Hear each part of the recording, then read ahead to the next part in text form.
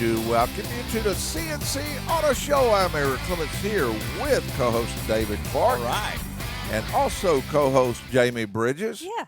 And we are here to answer any automotive question that you might have. We're here to drink coffee. We're here to talk about cars, have some fun, maybe lay a tech tip quiz out on the table, do all kind of things.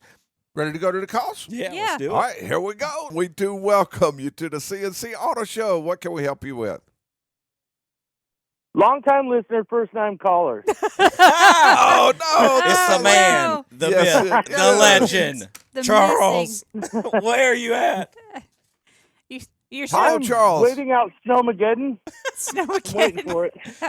You got the Subaru, Charles. There's nothing about Snowmageddon that intimidates you. No. No, nothing. I've been waiting for this all year. The war The wagon. one day where it pays off to own a Subaru. But you get to drive around and look cool all the other times, right? Well, it depends Yeah, on who's we looking gotta at like him in the group car. together. We're gonna text each other and just get together and drive around and show off our all-wheel drive. It's gonna be There pretty you fun. go. Hey, well, the Murano's all-wheel drive. I don't know how she does in the snow, though.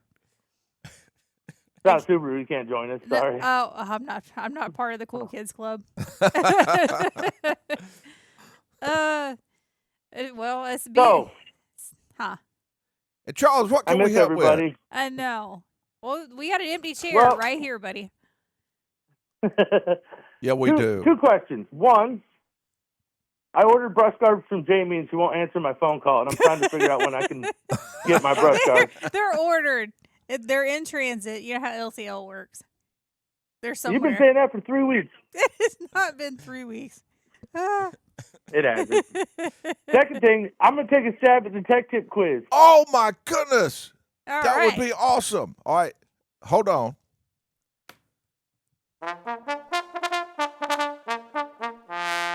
Charles, you are on stage, and everyone is looking at you to answer today's tech tip quiz. And the question was, William had a bad accident. He had to go to the hospital, and the only people giving statements were the other driver and a witness. The other driver and witness said that William had ran the red light. He hired an attorney, and he was found not guilty in less than a day.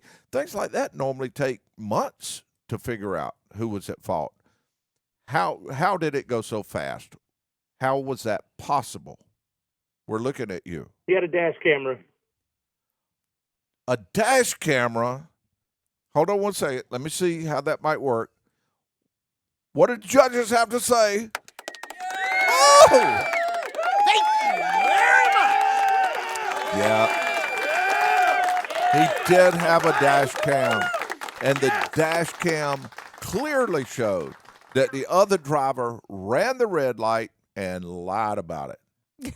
Yep, sure did. I He feel like Charles lied? may have had insider information. And the What? dash cam saved him a lot of time and a lot of money. And you are awesome, Charles, because you are the winner. And anytime I think of Yay. dash cams, I think of another part of the show, a show contributor, and that is Jim Pate, because he calls in and he loves dash cams. Every vehicle he yeah. has a dash. I don't think he would get in a car unless he had a dash camera. So, but really and truly, they can save your butt. Yeah, Well, so now he gets So- the new trophy, yeah. or when it gets Yeah, printed. Jamie, that's how you legitimately win a tech tip quiz. I wanted to You point know that what? out. I have won tech tip quizzes before. Yeah. Just one. It's No, but I called in. I did everything by the book. I called in. Aaron put me on stage. I was nervous, and then I answered correctly. He's got a point, Jamie. Now, you know what? I'm going to have to go out of town just so I can answer the tech tip quiz. Charles, we appreciate Well, that. Jamie can attest to this. After my wife's accident, all my cars have dash cameras now. Yeah, no, they do. But, I mean, all of Yeah. ours have at home. We all have dash cameras and everything. Uh-huh. So, Yeah, it's just, it's a necessity anymore. yeah, cover your own butt. I have a Yep. radar detector sitting there, but I don't have a dash cam. So I guess I What? need to get a dash cam. Yeah, it's time. We'll have a high mileage contest coming up with the C&C Auto Show in the very near future. And when we do that, we'll be giving away a dash cam. So someone will be able to wow. win one very soon if they win the high mileage contest. Huh. All right. What a prize. Yeah. Awesome. Hey, I'll hand deliver your tech tip prize pack. It'll take me about 3 weeks though. Yay. LTL. Yeah, they're supposed to be LTL. printing that up. They all told well, me I if miss we you had guys. a 3D printer, All right, we could Charles. get that. We'll see Charles, you soon. Appreciate it very much. Always good to hear from you. Yeah. Bye-bye. Good to hear from you guys. Have a good day. You too. You too, Charles. Okay, the number to call, 800-224-9090. If you have a question about your car, your truck, your SUV, you give us a call, even anything very close to cars today. We're not sticking on one particular subject, but we are talking about a lot of things. This is kind of off script. This is something different because really it's being talked about, but I really didn't prepare for it. But it seems that Elon Musk is cutting back on the cars that he has. He's it's still going to be cars, but he's discontinuing the Model S and the Model X so that he can concentrate on the Optimus and autonomous vehicles, robo-taxis is what he it plans to concentrate more on. As a matter of fact, some of those factories that they're building the Model S and the Model X, they will be converted over to being able to concentrate more on Optimus, the robot, because he has said everybody needs a robot. Yeah, this says in 25 the production of other models, and they mean the S, X, and Cybertruck decreased by 48%. That's a lot. Yeah, the sales went down for those. Yeah. Of course, the government incentives, and plus a lot of things happen. I mean, you run into the deal to where the charging infrastructure wasn't what they expected it to be. The charge times wasn't as fast as they expected. The length, the number of miles they would go without charging wasn't what it was like. It's just the demand went down, is what it amounts They to. were catching on fire all the time. Yeah, the fires were kind of they ran into some issues. Well, hopefully, them reducing down the models that they're building, they can focus in on those and improve make the them better, quality yeah. of the product. And that was the thing. Like, I mean, from the body shop side of looking at these cars and fixing them, like they were built really crappy. And I'm just going to be honest. Like, I mean, that was if you looked at how the panels lined up and just the fitment of the car. I mean, it was built pretty crappy. Oh, those but hopefully this will allow them to focus in on that and make Yeah. it a little bit better. Because I think I'm not anti-EV all the way. I think for in-town stuff, yeah, you Time may and be a able place, to use it, yeah. right? But maybe this will help them dial that in a little bit better. Yeah, and they'll still be making the Model 3 and the Model Y. They'll continue to sell those. And I agree with you. You look at some of the other car manufacturers. I mean, they got over 100 years experience Right. in building vehicles, what works, what don't. You're talking about a startup company.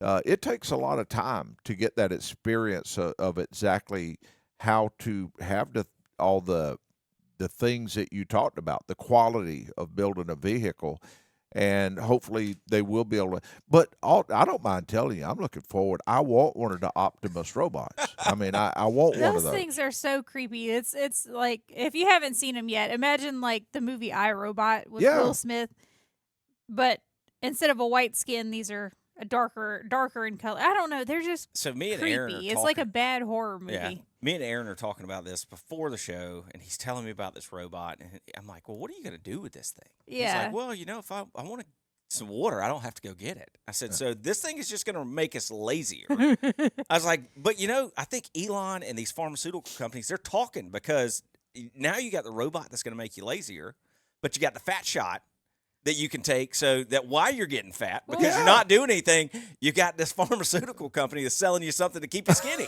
If you're light enough, the robot can just carry you around and carry you to the kitchen. You can pick your own snacks. There you go. But I don't mind telling you, I'm glad that they're going to focus more on the Optimus also, because I wouldn't buy an electric vehicle, a Tesla. I mean, not that they're bad. I mean, I can see where some people may want them. They just wouldn't fit my driving habits because I like to go drive a little bit different speeds, and I like that was a to nice way to put that. and I like to be able to fill up within a minute or two and put gas in my car. The faster, the better.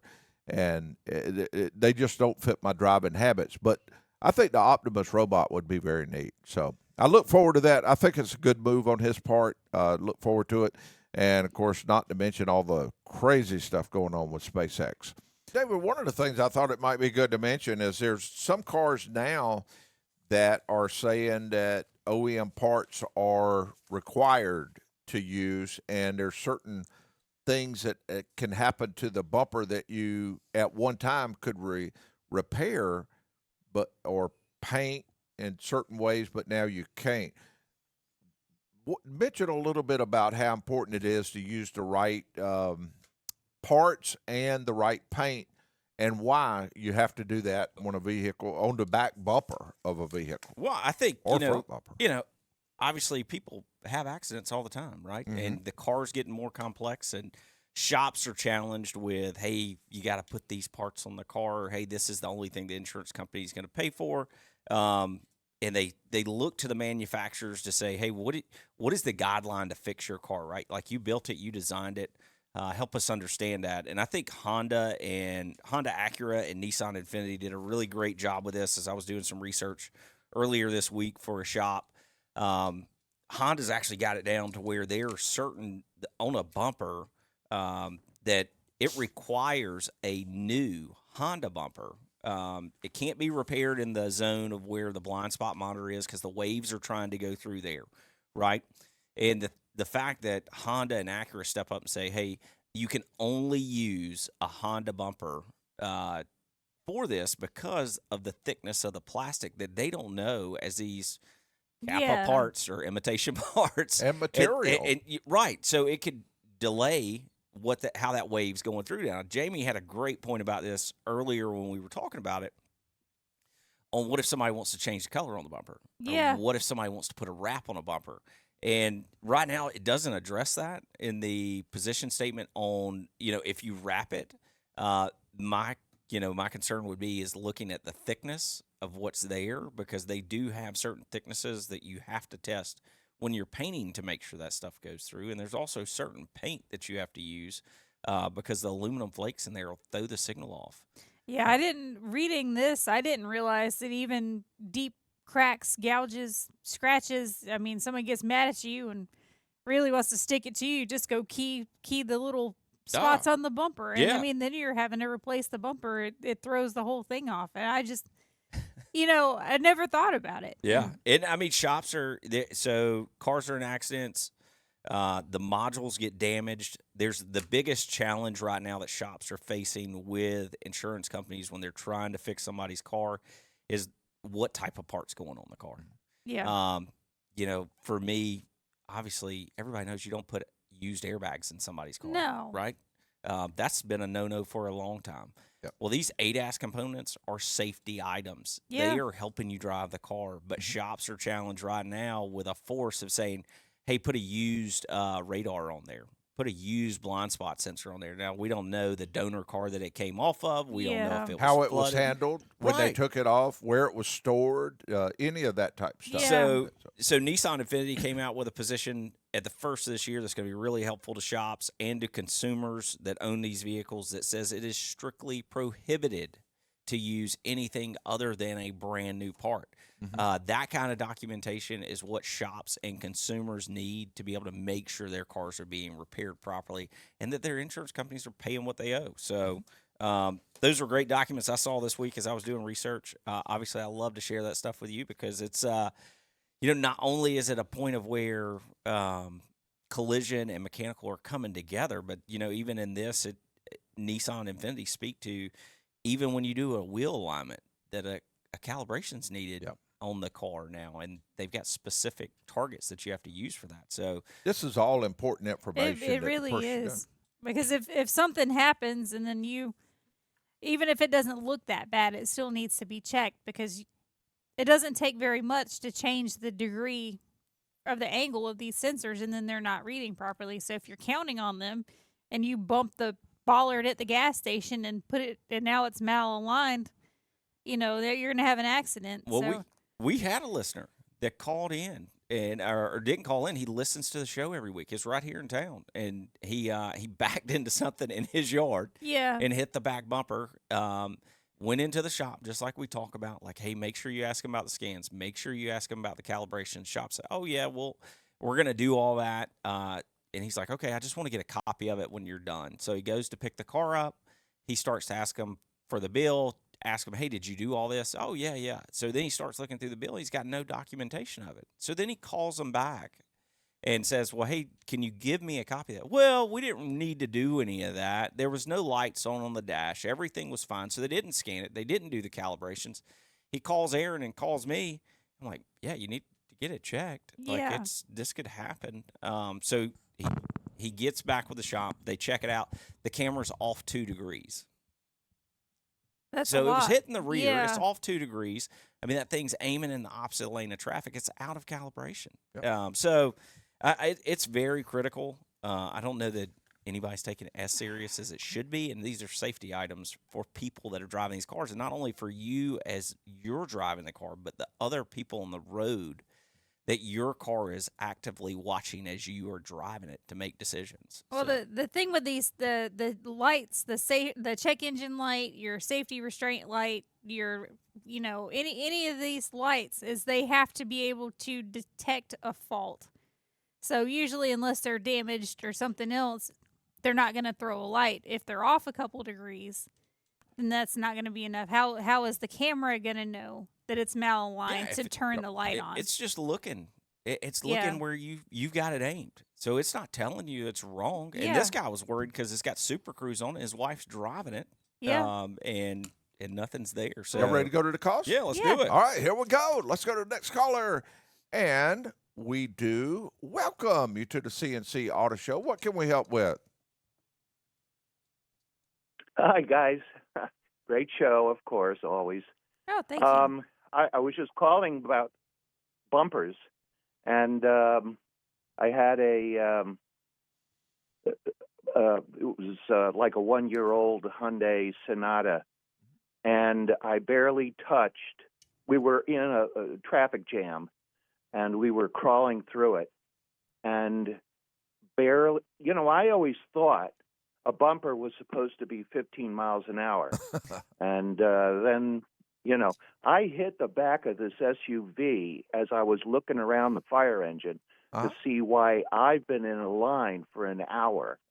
And I barely touched the back, and a policeman was standing right there. Ugh. I barely touched the back of this SUV because she suddenly stopped in front of me. I mean, the little on my steering wheel, a tiny little bubble popped out of my steering wheel, like somebody blowing a bubble on their on their gum. And I was like, "What is going on?" I didn't even feel anything, and I couldn't believe there's no such thing as a bumper anymore. I mean, and the car was totaled as soon as that tiny little bubble popped out of my steering wheel. Wow. My insurance, killed the car. They said it was totaled. We're gonna, I couldn't believe it.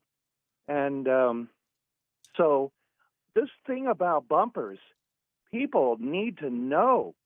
I started looking around at all kinds of different brand new cars, like Lincoln Navigators and stuff like that. And they say, yeah, the bumper is only good for 2.5 miles an hour. What the what? I mean, seriously, with an exclamation point. we're going to be getting your So, phone number, and we're going to be calling you back to get more information on that, because that's going to be very helpful for us to know, and I know David will be interested. What's happening next, Aaron? What are we going to talk about now?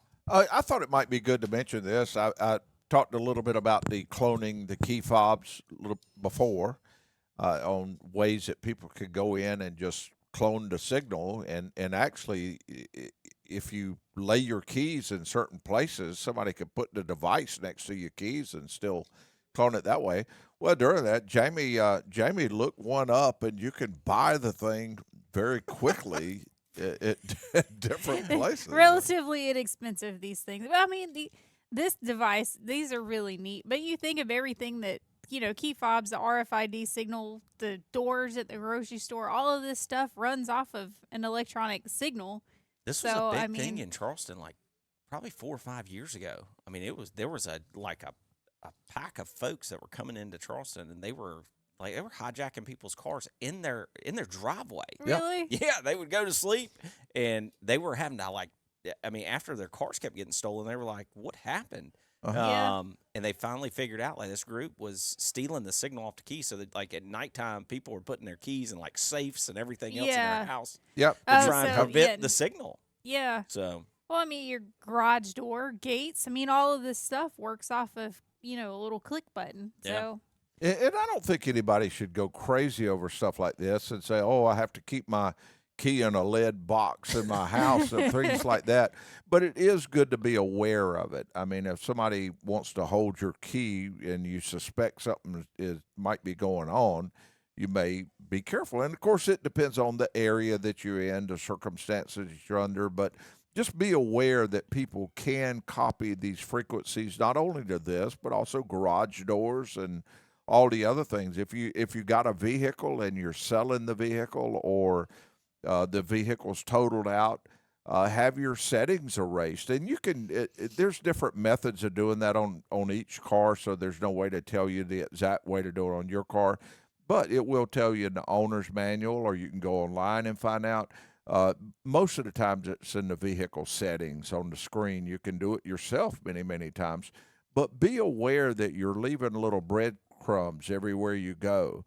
And you want to try to eliminate those breadcrumbs if you possibly can, in case somebody does want to try to get your information.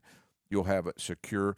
And even if it's slightly secure, most of the time, that makes a big difference, because there's so many easy targets till somebody won't take the time to spend, to try to find something hard. Well, I think the total losses is a big thing. I mean, you just mentioned that. I mean, there's a lot of times people are in an accident, the car's totaled, and then it's kind of like a rush process. And so maybe they're not even around the car. They're trying to get somebody to take the tag off, but then that information, their personal information, is still in the car. They don't wipe it, and then it goes and somebody else buys it, and then they get all that.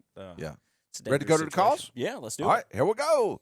Let's go to the next caller, and we do welcome you to the C&C Auto Show. What can we help with? I just want to make some comments, guys. Look, did y'all hear about the school kid getting hit by Waymo out in that California? was on the list of things to talk about. We did. We were talking Jamie about brought it that earlier. up this morning. Yeah. What was that? That was on January 23rd. A Waymo taxi struck a child at Grant Elementary School in Santa Monica, California, during a school drop-off. But you know what we were talking about, Ron, as we were going over things for the show? And that's it. The taxi pulled over. It didn't just keep going. Yeah. And plus, here's one thing I give credit for that we thought about, is the thing was going much faster, but it slowed down to a very slow speed before When it bumped the kid. Right. it hit the child. And our question that we had as we were talking is, could a human have stopped Reacted the in the car and same slowed way, down yeah. and had that same reflex that had? Because I think it handled it pretty good. The child wasn't hurt very bad, and very minor injuries. He's a child. I'm 74 years old. I can't get out of the way of a butterfly. These guys, the whole system with this, to me, we've just gotten so advanced. There's a local, this channel here, exactly, this radio channel I'm listening from, has a luxury car, a used car outfit, and they're advertising a 2025 Escalade, and it has night vision. Mm-hmm. I've never heard of night vision in an automobile before. Oh, yeah. It's Not only that, but it's got a refrigerator, a freezer, and a 55-inch curved linear TV in it. Mm-hmm. Okay, can you honestly call this an automobile anymore? It's a rolling apartment. There Or you a go. tiny home? Yeah. Those things are and- neat though, Ron. That night vision. So I've gotten to do a couple of those on a Jeep and on a Cadillac. That the front radar gets damaged and doing the calibration, and you actually have to have a heating element to calibrate this thing because it's picking up the heat to create that signal. So A thermal image. yeah, it's neat. Yeah. How would it benefit you if you're going down the interstate, say? Well, So it's detecting like body heat, right? So Yeah. you got a deer that's out there and you can't see it. If that thing Right. can recognize it quicker, right, then it starts to activate all those systems inside of the car to prevent you from a major accident. So and see in Yeah, I'm an going- airplane, if the weather gets really bad, we call it in the soup. And when we're flying, which I got IFR certified in airplanes, and if we go into the soup, you can't see it outside. You would automatically go on instrument, and so see this Escalade now. They can do instrument driving. They can no, that's just cut your lights off, yeah. and they're able to drive. well. I So, mean, I so was if you're on driving back in the ice I-95, storm the other night or the Uh-huh. other day, last Saturday or last Sunday, we were coming back from Jackson, Mississippi, and the storm was so bad that the ADAS stopped working on the car. Like Yeah. it wouldn't allow us to put the car So- in cruise control because it couldn't read. so if I'm traveling I-95 in Michigan, and we're all doing 95 to 105, that machine, that device can avoid a collision, a pileup like it had occurred there. Well, I do know that it will let you know that you're about to have one because you'll see it on the thermal image. But I'm not sure if it that's uses my whole that point, though, as Aaron. part of its automatic Well, while braking, you're- but I would while- say it would. Yeah, while you're watching TV and That's- drinking coffee inside of your nice car, it's going to tell you, like, hey, there's a wreck coming. That's what makes me think. That we end up being up to my point. We're not being in the automotive market anymore. We're in the fantasy vehicle market now. Yes. And it comes at a huge cost to the consumer that the average person just can't find a decent, reliable vehicle to go out there and drive about. I know Aaron was trying to explain to the older guy about the little 1.5 liter Briggs and Stratton and put a supercharger on it. To me, it's like taking a 350-pound linebacker and putting him on the back of a donkey and then putting a feed bag of cocaine over him.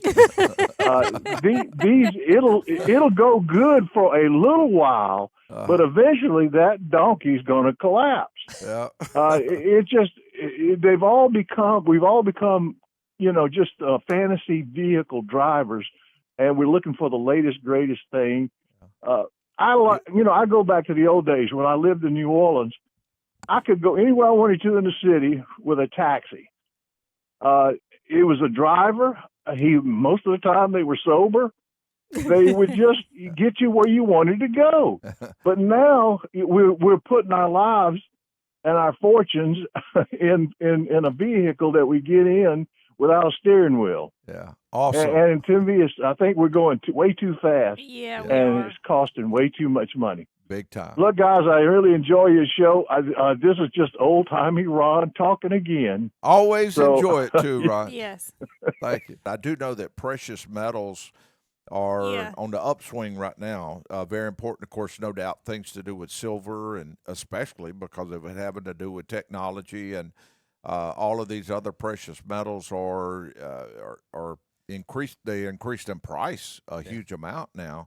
And I'm wondering what effect that will have as far as what type of precious metals are in those. So Well, I'm gonna research that a it's- little bit myself. It's really interesting because if you look up pictures of these things, polymetallic nodules on the seafloor, they're super deep in the ocean, and they're in international waters or contested waters, we'll say, but they're all about the same size, and there's just acres and acres and acres of these lumpy rocks on the bottom of the ocean, and they're right on top of the sediment, so you can see that they're there if you get down deep enough. But they're nickel, cobalt, copper, and manganese Mhm. are in these Oh, lumps wow. of ore. That makes batteries. Yeah, it makes batteries. So they're trying to figure out who gets to go down there and pick all these rocks up off Sounds the like ocean a floor. new segment of land. You know that makes Yeah. sense. So I Ocean mean, when edition. you're mining for something Yeah, and you're shaking it, I mean, you have the water that's at the top, and the heavier metals all fall to the bottom. So yeah. there and could be that's- some huge potential there. But I mean, it's just the craziest looking thing. You get Wow. deep in the ocean, there's really nothing down there Mhm. except for these rocks all over the seafloor. And then you have the environmental aspect of it. What happens if we go down there and pick this up? Are we disturbing something on the seafloor? Maybe that's Godzilla's pebbles or something. Yeah. Godzilla's pebbles.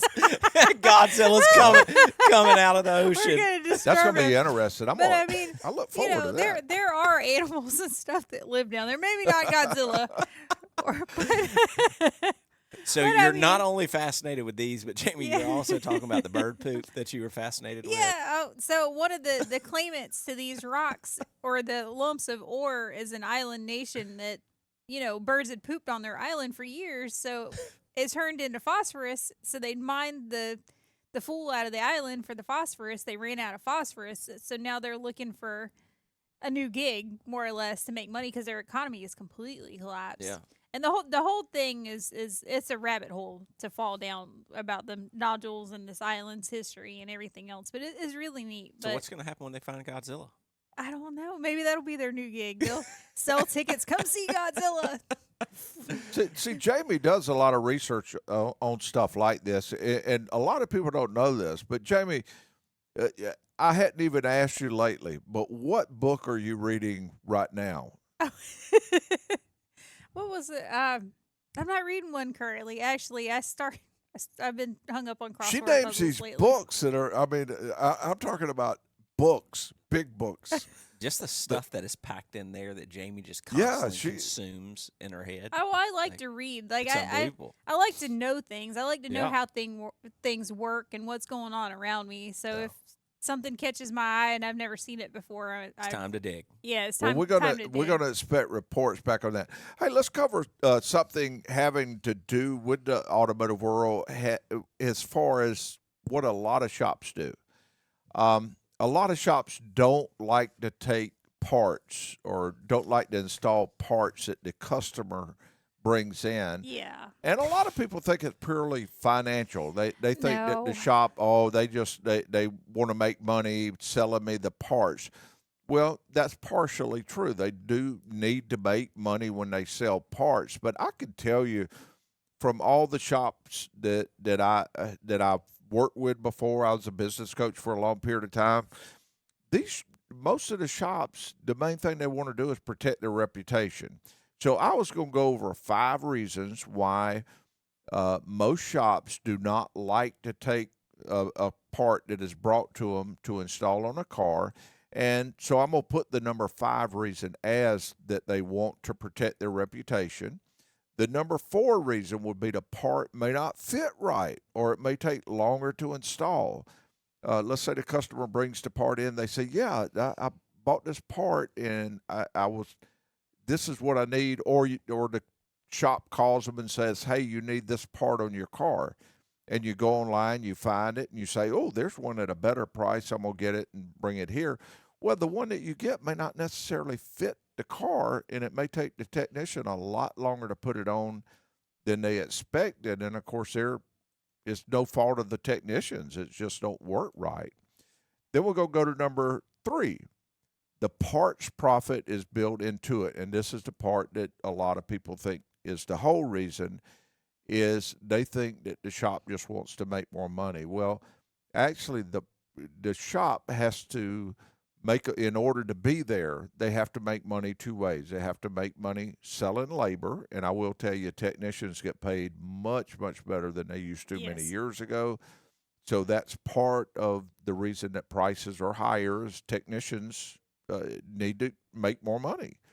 then you also make money when you sell parts. Now, when you buying parts or you're selling parts, you're doing it in a way to where you you're getting a guarantee from the place you buy it from. Most shops, when they buy a part, the parts department will pay them if that part fails. They'll pay them to put another one back on. They'll give them another part and pay it. Well, if somebody brings their own part, that won't happen because Yeah. you don't get any kind of labor warranty. So that's why the shop can't warranty the job. And then the second thing is the parts may be wrong. And if it's the wrong part, the shop just sends back to the parts house. They say, I need to get another part for it.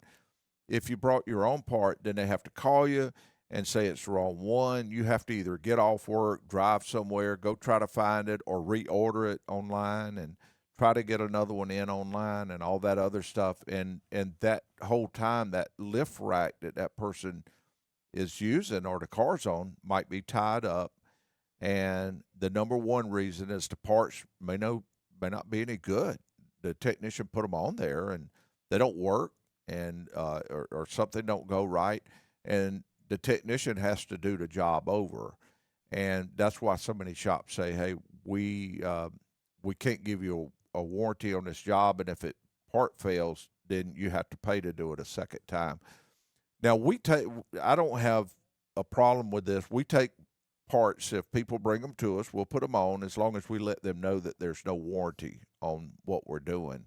So it's a sticky thing, but I thought it might be good if everybody knew one of the reasons that most shops shy away from installing Customer parts that provided somebody brings parts, in. yeah. Yeah. Okay. We left off talking about why you don't take parts to Yeah, the shop. and to get that's the main your thing fixed. is for people to know that it's not always just a shop wanting to make more money on the deal. It's a lot of other reasons Well, on there. So I mean, especially you order something from somewhere, a vendor that you're not familiar with. We had one customer towed his truck in, and he says, "Hey, I'm gonna bring you guys an engine. Can you put it in?" It's a salvage engine, and we explained the whole thing. There's absolutely no warranty. If something goes wrong with this, you're gonna have to pay labor all over again.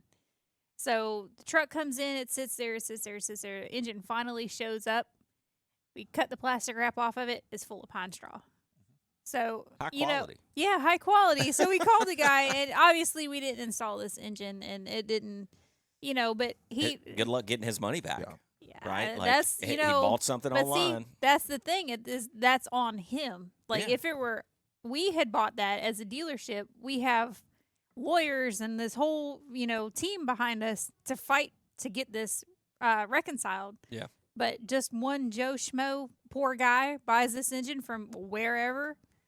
I mean, he's gonna have to fight this on his own. most shops know. Let's say that bumper that you're talking about.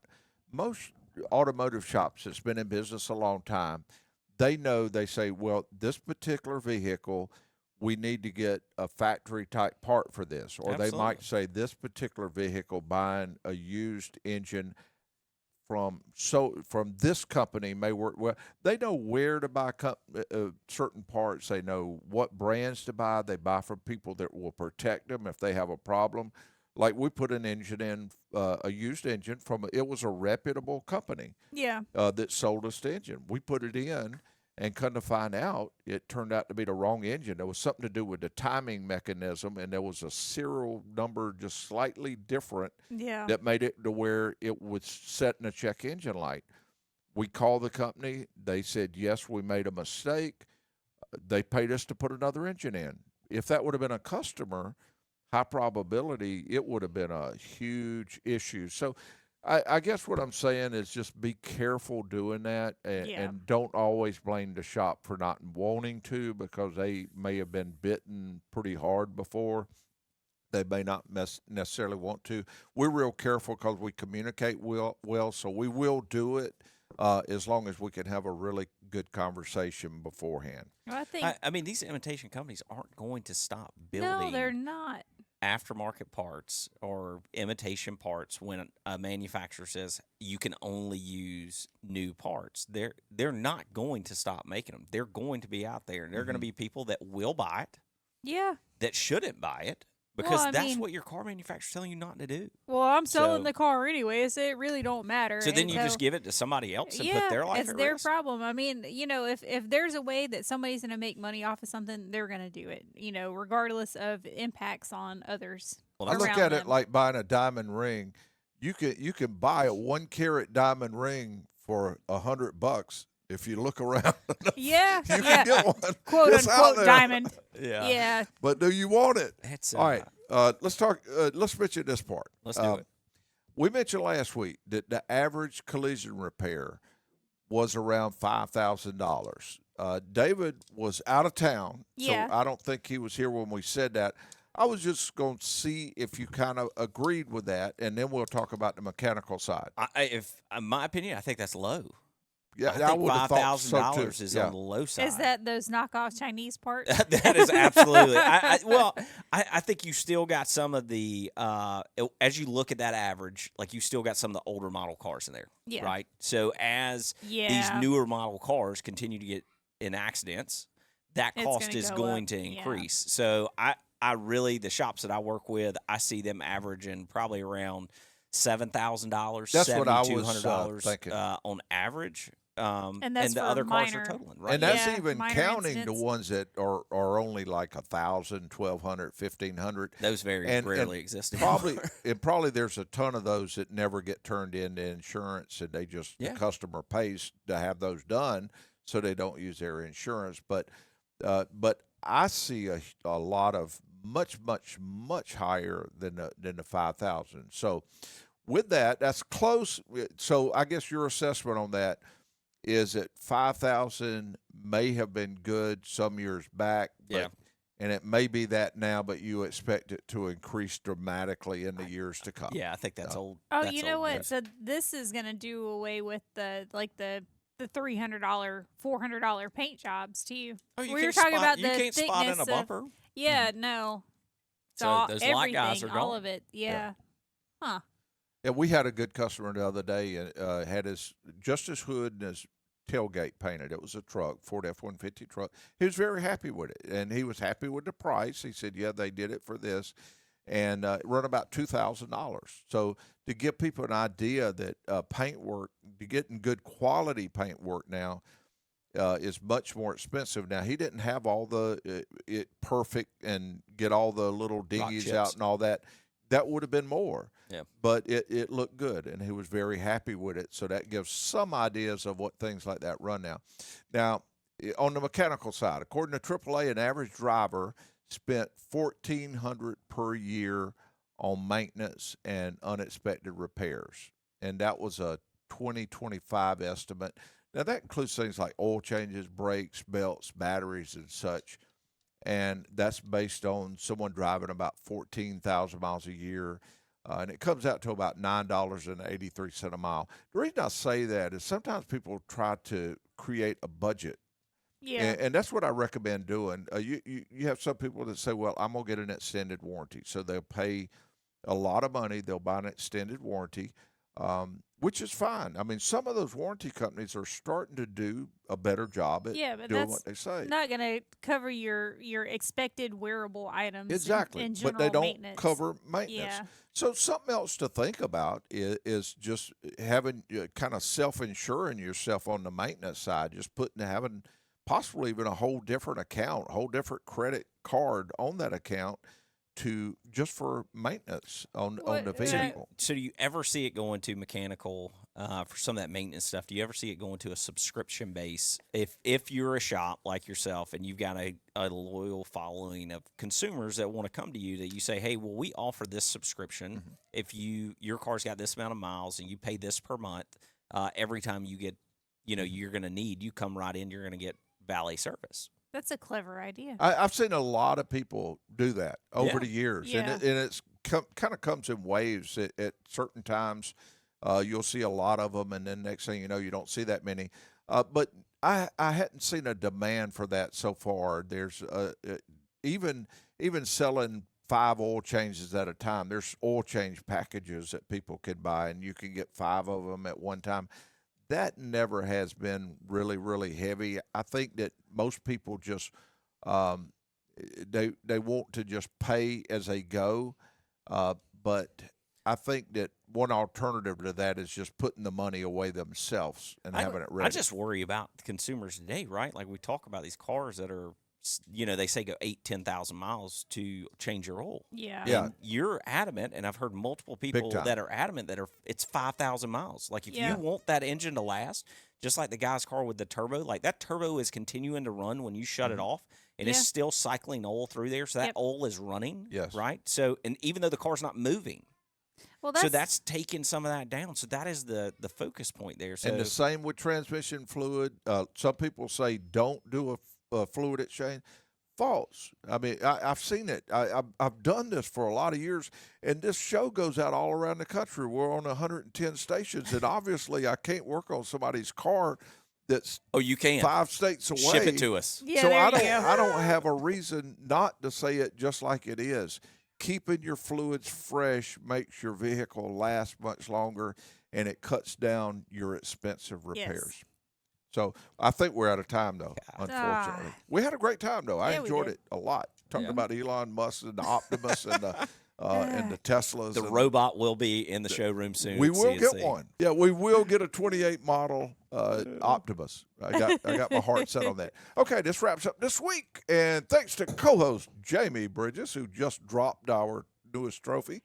Nobody saw and that. thank you, David Clark. Yes, Want to say thank you to our show producers in there, Mason Rogers and Anna Lopez and Trip Clark. And we will see you next week with a shiny new C&C Auto Show.